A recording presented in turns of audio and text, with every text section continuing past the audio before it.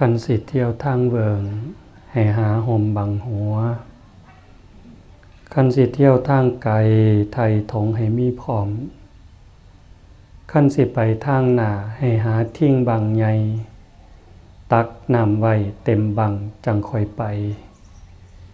ทิ้งว่าไว้บังใหญ่คือโตเฮาวัฏฏะสงสารนั่นใหญ่ยาวข้าวเหยินกองบุญสร้างกุศลแห่คิดหำทางหนาพุ่นผัดยังกวงกัวหลังศีลนั่นเป็นห่มกังขันยูใหญ่บังหัวท่านนั่นเป็นเสบียงใส่ธงให้มีพร้อมแม่นสิไก่ย่าวเยินภาวนาตักน้ำใสไก่ปันไดกะบอยานทิ้งบังได้เติมเต็มญาติโยมเอ้ยขอนอบน้อมแด่พระผู้มีพระภาคเจ้าผู้เป็นบรมครูของเทวดาและมนุษย์ทั้งหลายกราบขอโอกาสถวายความเคารพต่อหมู่สงฆ์ท่านครูบาอาจารย์พระเถรานุเถระเพื่อนสหธรรมิกทุกรูปขอความเจริญงอกงามในศีลในธรรมจงมีแด่ญาติโยมท่านสาธุชน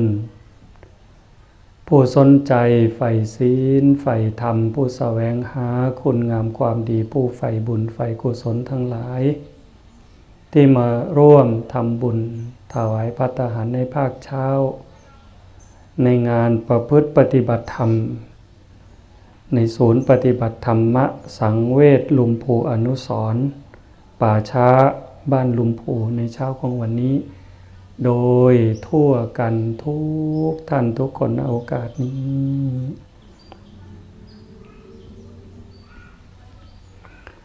ในช่วงเวลาต่อจากนี้ไปธรรมภาพก็ขอถือโอกาสใส่เวลาในส่วนนี้เพื่อจะได้น้อมนำเอาพระสัทธรรมอันเป็นหลักธรรมคำสอนขององค์สมเด็จพระบรมศาสดาสัมมาสัมพุทธเจ้ามาปรารภ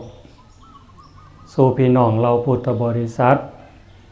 เพื่อนรวมทุกข์รวมเกิดรวมแก่รวมเจ็บรวมตายทั้งหลายให้ได้ยินได้ฟังเพื่อเสริมสร้างศรัทธาความเสื่อปาสาทะความเหลื่อมใสพร้อมทั้งวิริยะความภาคเพียรให้เกิดขึ้นมีขึ้นในดวงจิตดวงใจของหมู่เฮาทั้งหลายจนกว่าสิสมควรแก่กาลเวลาสำหรับญาติโยมที่ประนมมืออยู่ก็เจริญพรได้วางมือลงซะ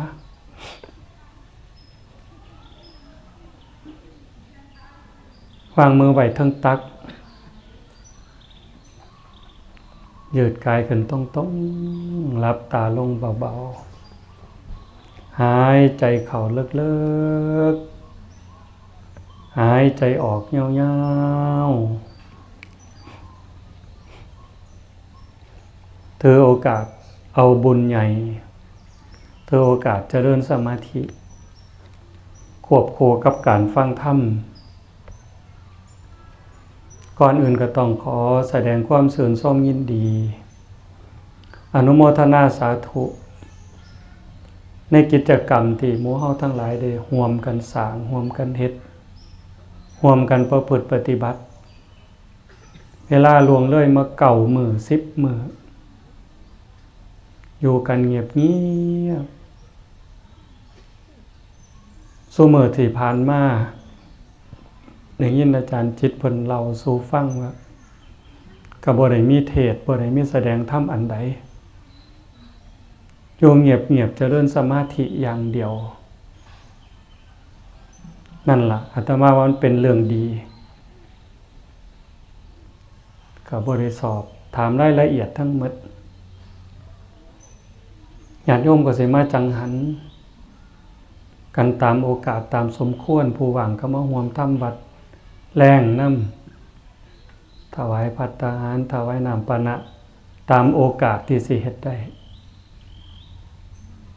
ระยะเวลาที่ครูบาอาจารย์เพิ่นมาอยู่9 คืนผ่านไปได้อยู่กับการภาวนาเป็นหลักบ่ได้เว้าบ่ได้จา เว้าจากันก็เว้าหลายแล้วเฮ็ดงานก็เฮ็ดมาหลายแล้วแต่ว่าช่วงระยะหนึ่ง9 มื้อ10 มื้อได้มาอยู่กับตนเองพยายามมีสติในอารมณ์ปัจจุบัน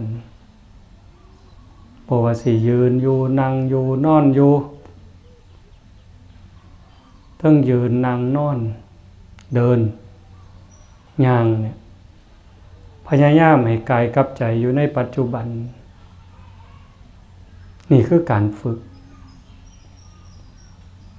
เมื่อจิตอยู่ในอารมณ์ปัจจุบันต่อเนื่องสติมันบ่ได้ส่งออกนอกบ่ได้ส่งจิตออกนอกเพราะมีสติกำกับอยู่จิตใจที่เคยฟุ้งซ่านกระจัดกระจายก็จะหดเข้าอดีตก็หดเข้ามาอนาคตก็หดเข้ามาอยู่กับปัจจุบันจิตตั้งมั่น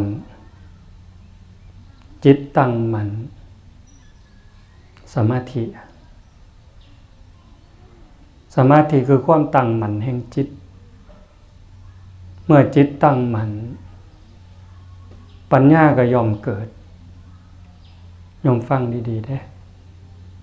พรหมจรรย์ของพระของที่สามเณรแม่ขาวผู้ประพฤติปฏิบัติพรหมจรรย์คือทางอันประเสริฐความงดงามทางที่สิเป็นบุญให้ญาติโยมเนี่ยก็มีจากศีลสมาธิปัญญาเนี่ยศีลคือการสำรวมระวังระมัดระวังคำเว้าคำจาความคิดการกระทำให้อยู่ในกรอบของสิกขาบทขันญาติโยมชาวบ้านเฮาก็คือศีล5สิกขาบท5ข้อแม่ขาวแม่ชี8ข้อสามเณร10ข้อพระภิกษุ227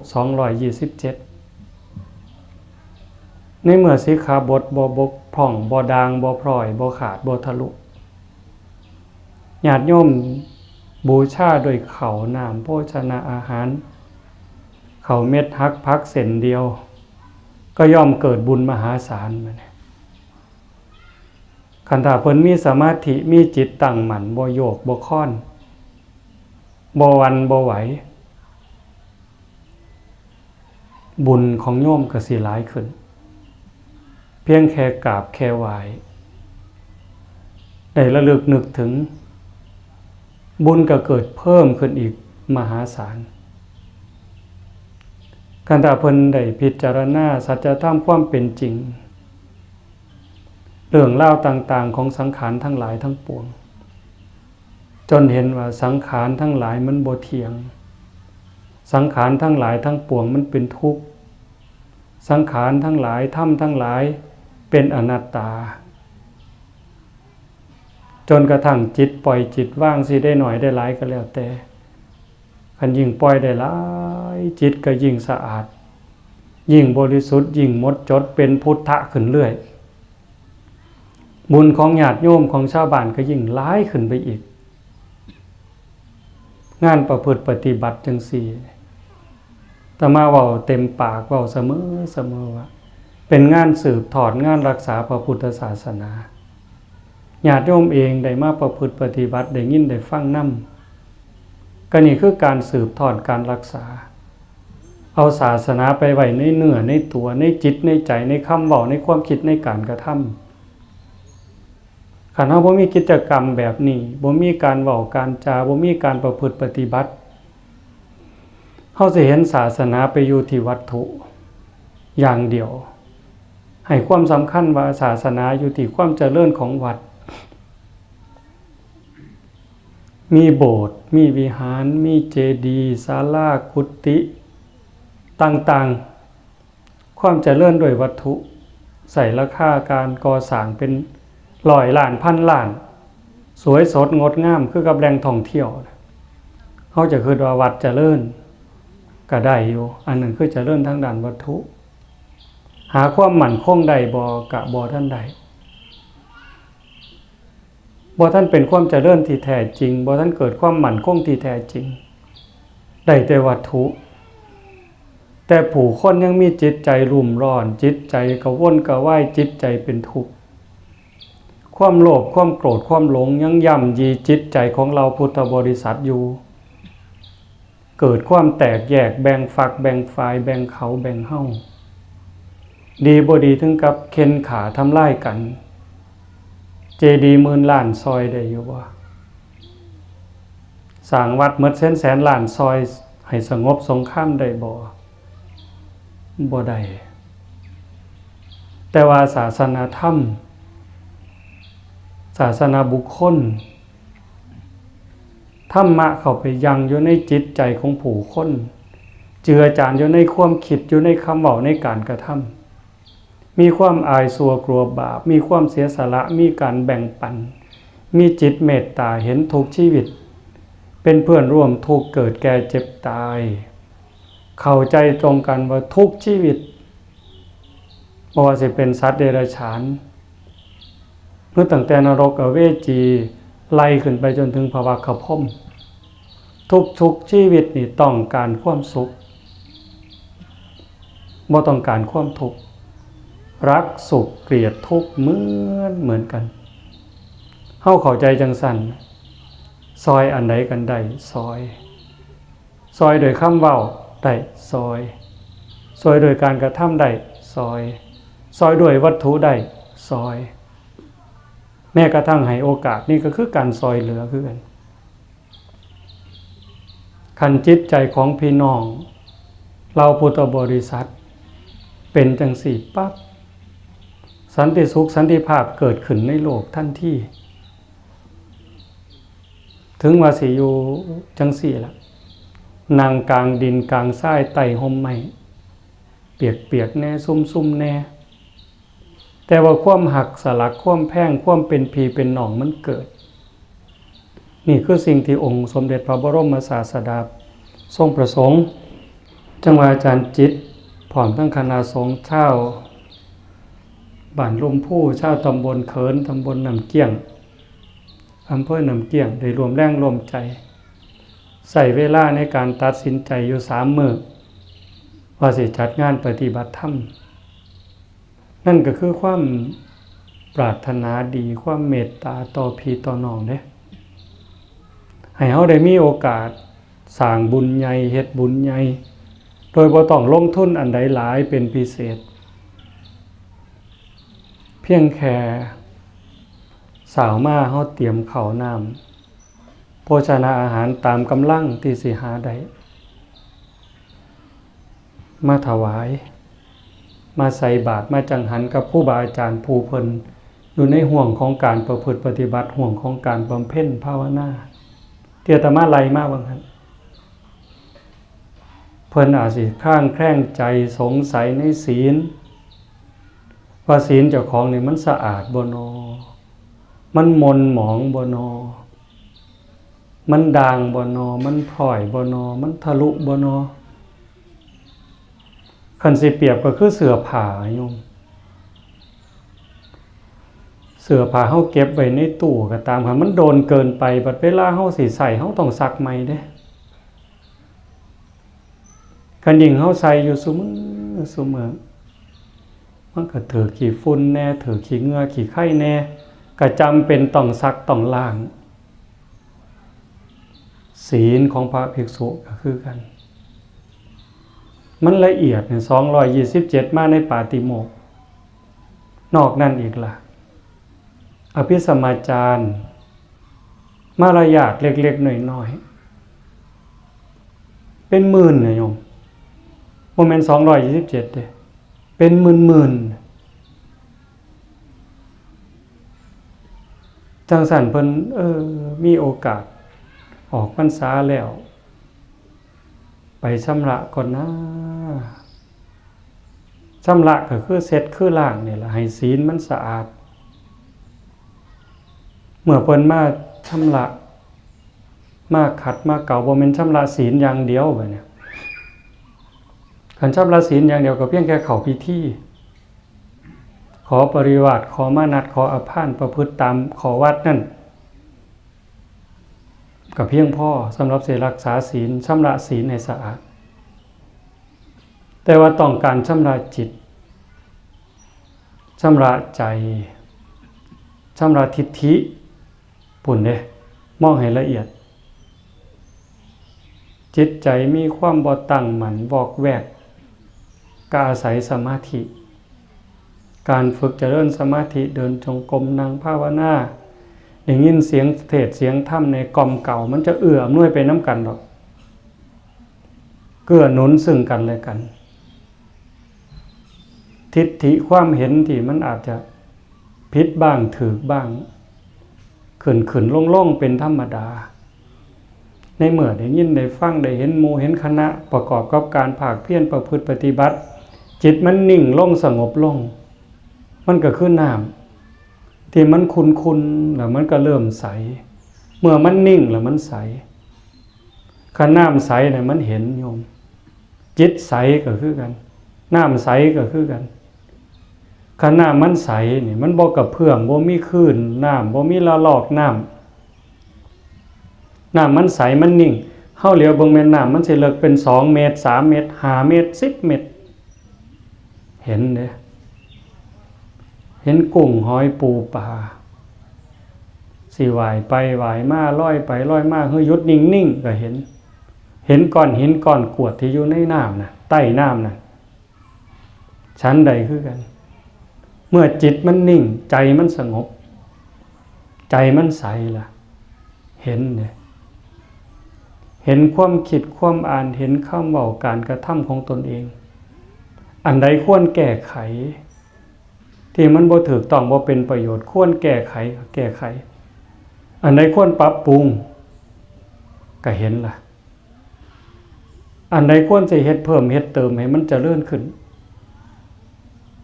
นั่นคือการพัฒนาล่ะความดีความงามความละเอียดอ่อนเป็นพระภิกษุที่ดีสามเณรที่ดีญาติโยมที่ดีก็เริ่มเกิดขึ้นเทิงจากการภาวนาเทิงจากการเห็นโดยตาแบบอย่างที่ดีนั่นเทิงการได้ยินได้ฟังในขบวนการนี่มันมีหมดมันเป็นการสร้างผู้สร้างคนให้เป็นแก่นเป็นสารให้คนมีแก่นคือต้นไม้มีแก่นต้นไม้บ่มีแก่นคามันบ่หลายเด้แต่ขันต้นไม้ต้นใดมันมีแก่นคาหลายราคาหลายคนคือกันขันคนดิบคนใดๆบ่มีแก่นก็กลายเป็นประโยชน์หน่อยมีอยู่แต่หน่อยเฮ็ดหยังก็บ่พอได้ขันคนบ่มีแก่นเนี่ยเข้าครัวก็พอปานนั้นให้ล้างห้องน้ำก็บ่พอสิเกลี้ยงกวาดถนนหนทางก็พอปานนั้นอย่าสะเว้าถึงไปติดต่อประสานงานเป็นตัวแทนหมู่คณะไปติดต่อประสานงานไปทำความเข้าใจเรื่องนั้นเรื่องนี้มันเป็นไปบ่ได้แต่ขันคนมีแก่นบัดนี้เฮ็ดหยังก็ดีหมดตั้งแต่เฮ็ดไร่เฮ็ดนาเฮ็ดบ้านเฮ็ดเรือนจนกลายมาเป็นผู้นำเป็นผู้ใหญ่บ้านเป็นอบตเป็นกำนันนายกแก่นดีๆงามๆเป็นฮอดสสเป็นฮอดนายกขันเป็นคนดีมีแก่นก็บ่มีขอตำหนิก็ยิ่งมีคุณมีค่าสร้างความเจริญงอกงามให้กับโลกกับแผ่นดินกับผู้กับคนงานจังสี่เป็นการหาแก่นใส่จิตใส่ใจเจ้าของขันแก่นมันดีๆเนี่ยไว้บ่ว่าแต่เป็นผู้นำในประเทศบ่แม่นแต่เป็นผู้นำในโลกเด้เป็นผู้นำฮอดสวรรค์เป็นผู้นำฮอดพรหมเป็นพระอริยบุคคลตั้งแต่โสดาบันสกิทาคาอนาคาอรหันต์บุญนั่นคือแก่นของคนแก่นของมนุษย์ในเมื่อมีแก่นศีลแก่นธรรมเจือจานอยู่ในใจนี่จังซั่นงานประพฤติปฏิบัติจังซี่คันเราทำความเข้าใจกันให้มันชัดเจนมองเห็นคุณเห็นค่าเนี่ยมันเกิดบุญมหาศาลเข้าเม็ดฮักพักเคิงเส้นน้ำเคิงยศที่ญาติโยมนำมาถวายมาทำบุญเนี่ยมันเกิดบุญอีหลีในขณะที่ญาติโยมเป็นชาวบ้านยังมีภาระมีการมีงานช่วงนี้ก็จักเข่าจักยางจักมั่นลุ่มเข้ามาบ่มีโอกาสสิได้มานั่งสงบจิตสงบใจอยู่นำครูบาอาจารย์ได้ ก็อาศัยในส่วงแรงแน่มาห่วมทำวัดมาฟังเทศน์หน่อยนึงยามสาวมาใส่บาตรจังหันนำเข่าของที่ได้มาจากหยาดเหงื่อแรงงานโดยความถึกธรรมเป็นของชอบทำได้มาแล้วโดยธรรมเนี่ยมาถวายให้เป็นเลือดเป็นเนื้อเป็นเหือเป็นแห้งทั้งแห้งกายทั้งแห้งใจพร้อมให้ครูบาอาจารย์พระสงฆ์องค์เน้นเนี่ยได้มีกำลังใจในการสืบทอดรักษาพระศาสนาประพฤติปฏิบัติตามหลักธรรมคำสอนของพระองค์ให้ยิ่งแล้วที่สำคัญที่สุดเนี่ยทุกคนเฮามีความเชื่อในเรื่องคำตรัสขององค์สมเด็จพระบรมศาสดาที่บอกว่าเฮาเวียนเกิดเวียนตายกันนับภพนับชาติบ่ถ้วนเว้าเกิดซุมื้อแล้วโยมก็เชื่อจังซั่นให้มั่นใจนะว่าพระพุทธเจ้าพระธรรมพระสงฆ์มีจริงบาปมีจริงบุญมีจริงชาติหน้าชาติก่อนนรกสวรรค์มีจริงบุคคลทำดีก็ดีเองเฮ็ดชั่วก็ชั่วเองวานผืดจังไหนก็ได้รับผลจังสั่นในเมื่อมันเป็นจังสี่อยู่การเวียนเกิดเวียนตายบ่ท่านขาดศูนย์ลงบ่ท่านจบลงเนื่องจากความโลภความโกรธความหลงในใจเฮามันยังมีอยู่สรุปจังสี่ถ้าในใจเฮายังมีความโลภยังมีความโกรธยังมีความหลงยังมีความอิจฉาริษยาน้อยเนื้อตำใจดูหมิ่นทินแค้นกันอยู่การเกิดมีอีกแน่นอนสิเป็นพระสิเป็นโยมก็สร้างสิเป็นคนจนคนรวยก็ตามสิเป็นคนขี้ร้ายคนงามก็สร้างถ้าใจยังมีความโลภความโกรธความหลงความอิจฉาริษยาอยู่นี่เกิดแน่นอนแต่บ่แน่นอนว่าสิเกิดเป็นหยังบัดฮอดเป็นเทวดาแล้วก็ตกนรกได้เป็นเทวดาแล้วก็เมื่อเกิดเป็นคนทุกข์คนยากเป็นสัตว์เดรัจฉานได้เป็นฮอดพรหมอาจสิบ่ตกล่วงลงสู่อบายเลยเกิดมาเป็นคนทุกข์คนยากได้จากสัตว์นรกอาจสิมาเกิดเป็นคนจากเปรตอสุรกายปรับเปลี่ยนเป็นเทวดาได้ฉับพลันทันทีก็ได้นี่คือเรื่องเล่าของวัฏสงสารซึ่งมันหาความแน่นอนอีหยังบ่ได้เลยนอกจากผู้ประพฤติปฏิบัติจงยกจิตยกใจถึงความเป็นพระอริยเจ้าถึงความเป็นพระโสดาบันถึงความเป็นพระโสดาบันแล้วจังสินับว่ามั่นคงนิยโตเที่ยงแท้สัมโพธิปรายโนสิได้ตรัสรู้ในอนาคตข้างหน้าแน่ๆพระพุทธเจ้าเพิ่นเปรียบเพื่อนต้นไม้มันเอ็นต้นไม้มันเนื่องต้นไม้คันมันเนื่องไปทางใดก็สร้างเด้หนึ่งไปทิศตะวันออกตะวันตกทิศเหนือทิศใต้คันหากมันขาดแน่ๆล่ะว่ามันต้องล่มไปทางมันเนื่องมันบ่มีเงือกลบขึ้นจิตของผู้ฝึกผู้ฝนผู้ภาคผู้เพียรจนกำจัดขัดเกลากิเลสซักฟอกจิตใจจนกิเลสเบาบางไปถึง 25% แน่นอนล่ะปิดประตูอบายได้ทำนายได้ว่าเกิดอีกบ่เกิน7ชาติแล้วบ่มีโอกาสสิตกนรกอีกบ่เป็นเปรตอีกบ่เป็นอสุรกายอีกบ่เป็นสัตว์เดรัจฉานอีกแน่ๆว่าต้องบรรลุธรรมเป็นพระอรหันต์อีกบ่โดนมื้อนี้ยังมีผลนะอากาลิโกปฏิบัติได้ให้ผลได้ไม่จำกัดการญาติโยมให้เชื่อจังซั่นให้เชื่อในบุญในกุศลในคุณงามความดีเชื่อมั่นในการตรัสรู้ของพระพุทธเจ้าเชื่อมั่นในผลของกรรมที่เฮาเฮ็ดเฮาทำดีต้องดีทำชั่วต้องชั่วในเมื่อเฮาเชื่อจังซั่นแล้วหาความแน่นอนบ่ทันได้ฟังให้เข้าใจเด้อาตมาก็บ่ทันแน่นอนยังเป็นปุถุชนอยู่คันมื้อใดมันแน่นอนเฮาก็จังมั่นใจล่ะว่าเฮาบ่ขี้ร้ายอีกแล้วมีแต่สิดีสิงามไปเรื่อยๆจนถึงความพ้นทุกข์เป็นพระอรหันต์มีแก่น 100% แต่ว่าในระยะทางที่เฮากำลังเดินทางหาความแน่นอนบ่ได้แต่หากมีบุญบาดนี้ฟังดีๆเด้อหาความแน่นอนบ่ได้แต่หากว่ามีบุญจังได๋บุญได้เกิดมาเป็นมนุษย์ ได้เกิดมาเป็นคนได้เกิดมาเป็นมนุษย์บ่พอได้บุญหลายกว่านั้นอีกพบพระพุทธศาสนาคนในโลกนี่ 7,000 ล้านคนเป็นชาวพุทธบ่ถึง500 ล้านเด้เป็นชาวพุทธนับถือพุทธศาสนานี่บ่ถึง500 ล้านจาก 7,000 กว่าล้านเนี่ยพบพระพุทธศาสนาแล้วนี่มีศรัทธาหน่อยลงมาอีกได้บัดนี้บ้านใดก็คือกันคนมีศรัทธาน้อยๆเอิ้นว่าบ่มีศรัทธาเลยก็ได้บางคนบ่เห็นวัดจักเทื่อหมดปีคันพี่น้องบ่ตายก็บ่ได้ไปร่วมงานศพบ่ได้เข้าวัดจ้อยผู้บางคนหาเรื่องผิดกับพระพุ่นเว้าพื้นนินทาพระโจมตีอันนั้นบ่ได้มีศรัทธาแต่ก็เป็นชาวพุทธในทะเบียนบ้านก็เป็นจังซั่นผู้บางคนมีศรัทธาแต่ว่าบ่มีโอกาสเนื่องจากสุขภาพเนื่องจากการงานเนื่องจากภาระอีหยังต่าง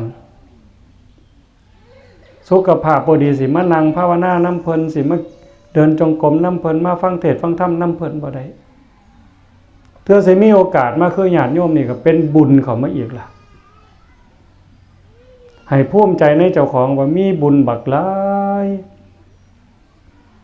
ได้เกิดมาเป็นมนุษย์พบพระพุทธศาสนาได้มีศรัทธาแล้วมีโอกาสผู้บางคนมีศรัทธาแต่บ่มีโอกาสนะโยมแต่เฮามีหมดล่ะได้มาอยู่ในจังซี่จังซั่นอาตมาจึงนึกถึงคำเว้าคำปากของปู่ย่าตายายบรรพบุรุษคนบ้านเฮาภาคอีสานฟังไทยหรือว่าฟังลาวสปปลาวฝากของฟังพุทธเพิ่นเตือนลูกเตือนหลานไว้คันสิเที่ยวทางเวิงให้หาห่มบังหัวคันสิเที่ยวทางไกลไทยถงให้มีพร้อมคันสิไปทางหน้าให้หาทิ้งบังใหญ่ตักน้ำไว้เต็มบังจังค่อยไปทิ้งว่าไว้บังใหญ่คือโตเฮาวัฏฏะสงสารนั่นใหญ่ยาวข้าวเหยือนกองบุญสร้างกุศลแห่คิดหำทางนาพุ่นผัดยังกวงกัวหลังศีลนั่นเป็นห่มกังคันยู่ใหญ่บังหัวท่านนั่นเป็นเสบียงใส่ถงให้มีพร้อมแม่นสิไก่ย่าวเยินผ้าวานาตักน้ำใสไก่ปันไดกะบอยานทิ้งบังได้ตื่มเต็ม คันสิเที่ยวทางเวิงมื้อวานช่วงบ่ายๆอาตมาไปเทศน์อำเภอจอมพระจังหวัดสุรินทร์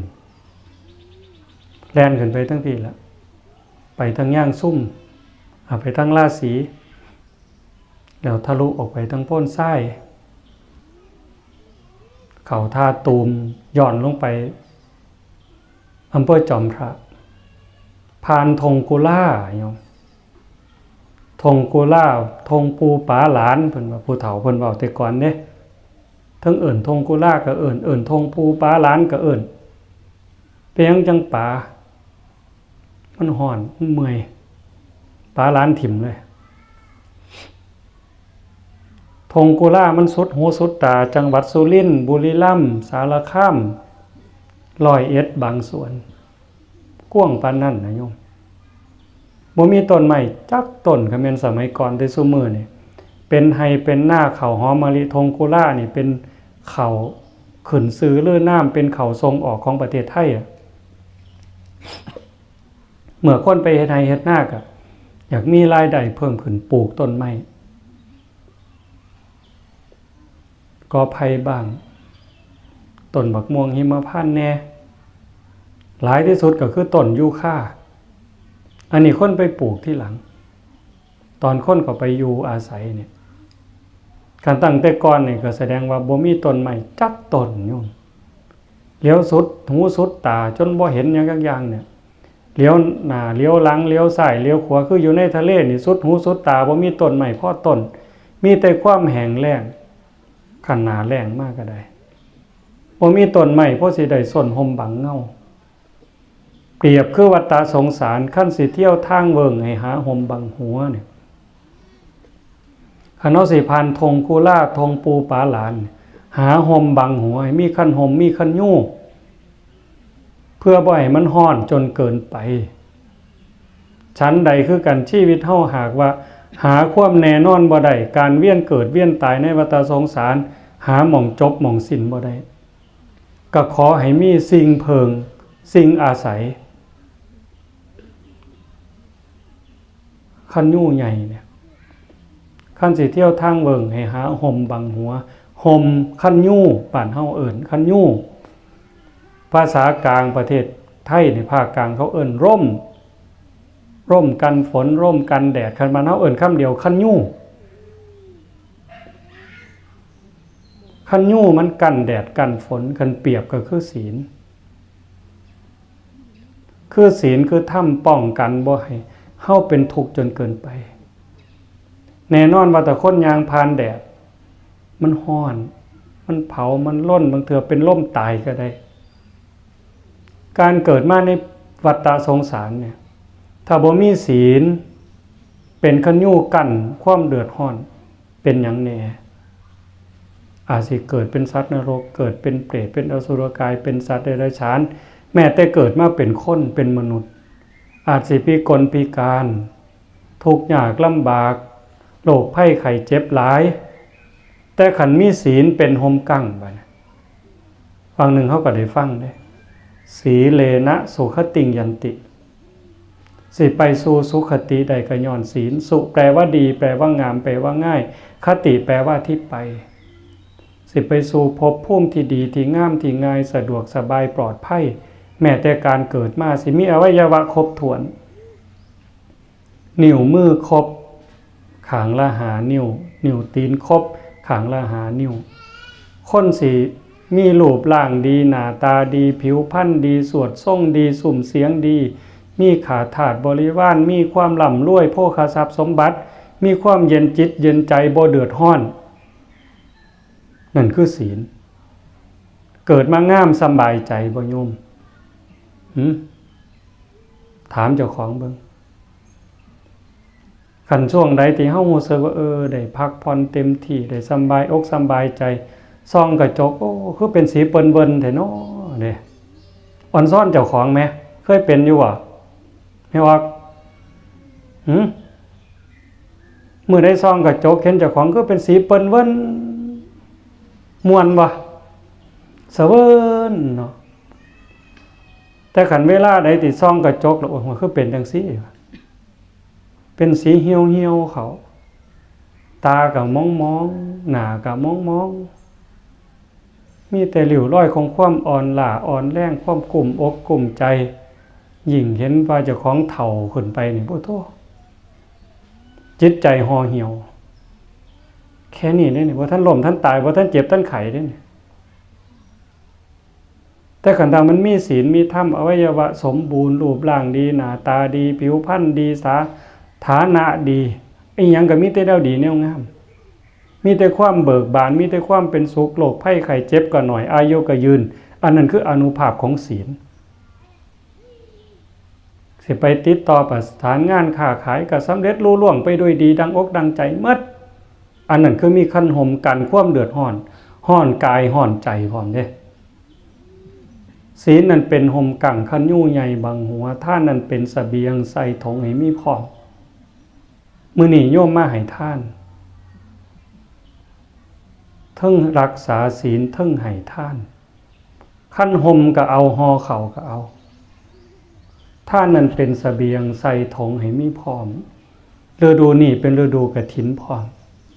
โยมได้ทำบุญซุมื้อกฐินบ้านนั้นกฐินบ้านนี้มื้อนี้ก็ได้มาใส่บาตรจังหันกับหมู่พระหมู่เน้นแม่ขาวแม่ชีผู้ประพฤติปฏิบัติของที่เอามาทำบุญแม่นมันสิบ่หลายก็ตามฐานะเฮานั่นล่ะแม่นสิข้าวเหนียวเป่าๆเข้าในดอกอย่างเดียวก็บ่เป็นหยังแต่ว่าให้ปรุงใจให้ใจมันมีศรัทธา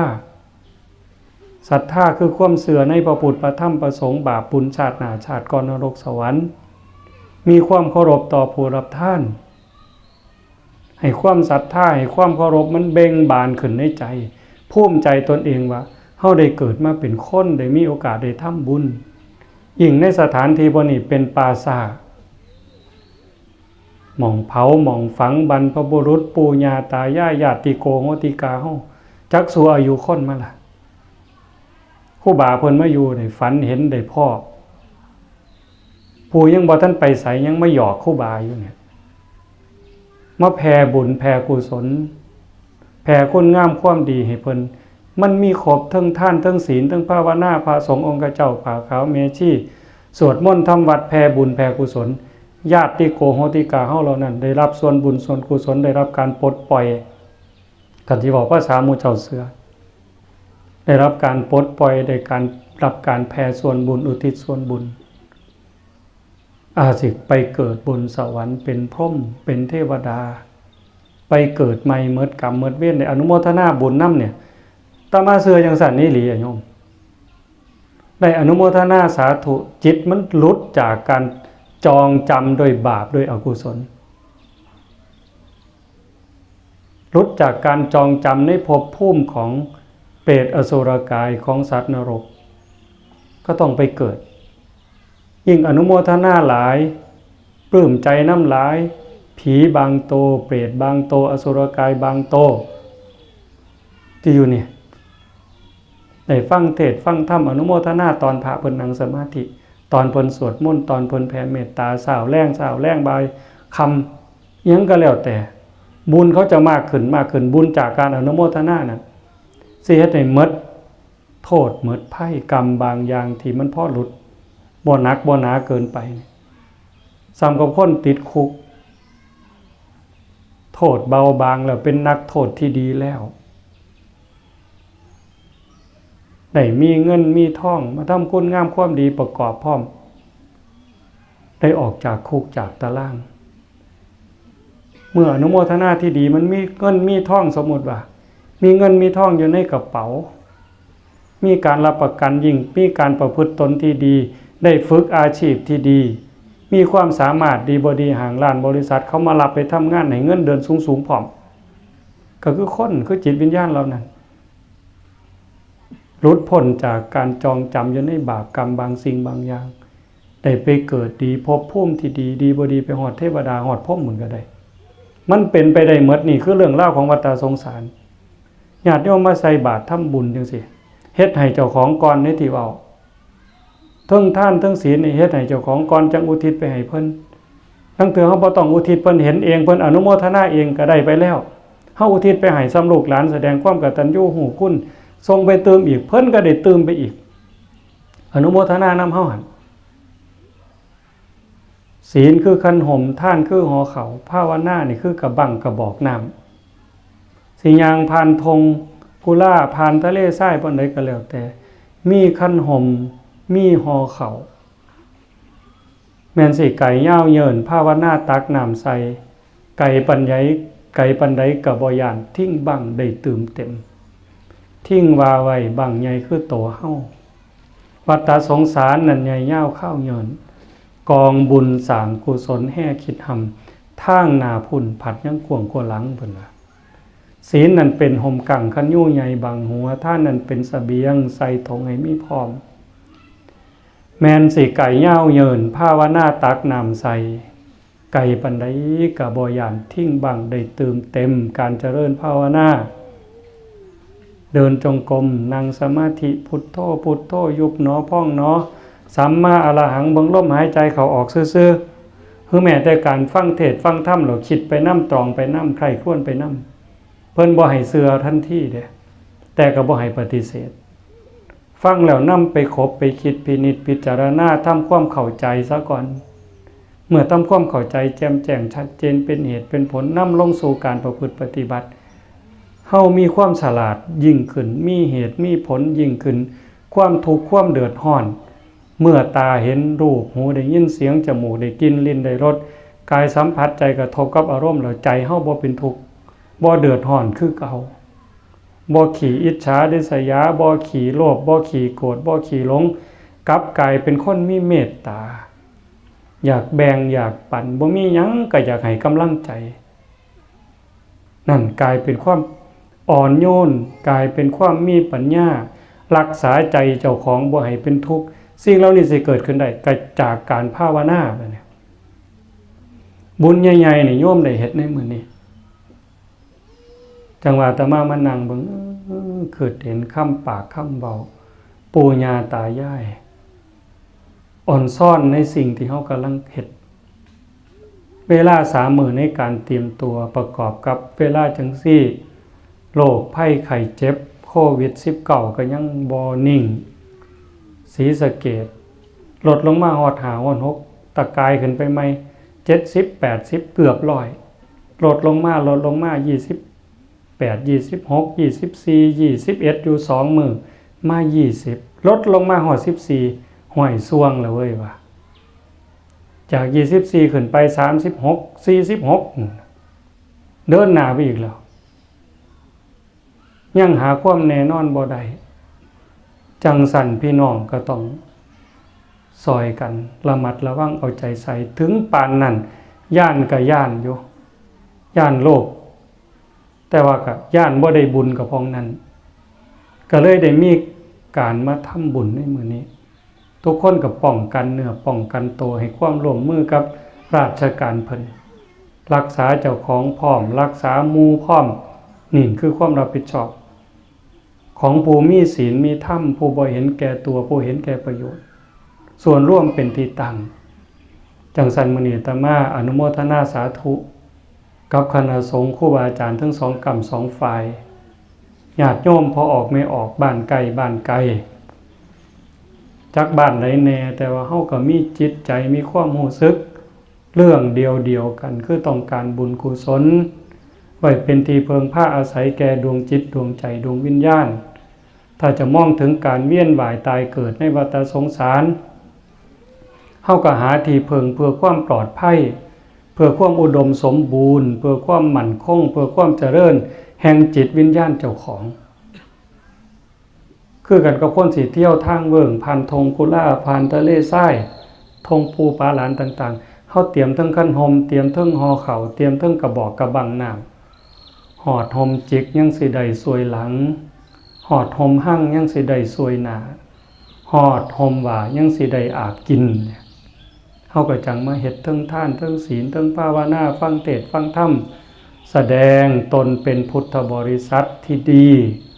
อาตมาจึงขออนุโมทนาสาธุกับสุโขสุคน